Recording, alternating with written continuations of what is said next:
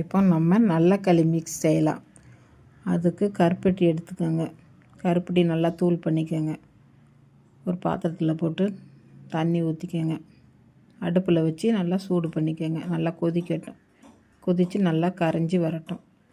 அதுக்குள்ளே நம்ம மாவை எடுத்துக்கோங்க. மாவை எடுத்து நல்லா தண்ணி ஊற்றி நல்லா மிக்ஸ் பண்ணிக்கணும். கட்டி இல்லாமல் மிக்ஸ் பண்ணணும். நல்லா கருப்பட்டி கொதிச்சுட்டு ஆஃப் பண்ணிடுங்க அடுப்பை. இப்போ மாவில் தண்ணி ஊற்றி கையை வச்சு நல்லா மிக்ஸ் பண்ணிடுங்க. நல்லா கரைங்க. நல்லா கரைக்க கட்டி இல்லாமல் நல்லா கரைஞ்சிரும். கரைஞ்சதுக்கப்புறம் எடுத்து வச்சுருங்க. இப்போ கருப்பட்டியை சல்லடையில் சலிச்சிருங்க. அதில் மண் தூசிலாம் இருக்கும், அதனால் நல்லா சலித்து எடுத்துருங்க. நான் இன்னொரு சல்லடையிலையும் வச்சு நல்லா தூசிலாம் நல்லா சலித்து எடுத்துட்டேன். மண் இருந்தாலும் வந்துடும்.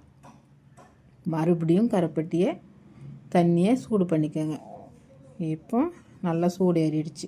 கரைச்சி வச்ச மாவையும் அதில் ஊற்றி நல்லா மிக்ஸ் பண்ணுங்கள். நல்லா தண்ணி நல்லா வற்றுற வரைக்கும் நல்லா மிக்ஸ் பண்ணுங்கள். கட்டிலாம் மிக்ஸ் பண்ணுங்கள். இந்த களி ரொம்ப சத்து உள்ளது.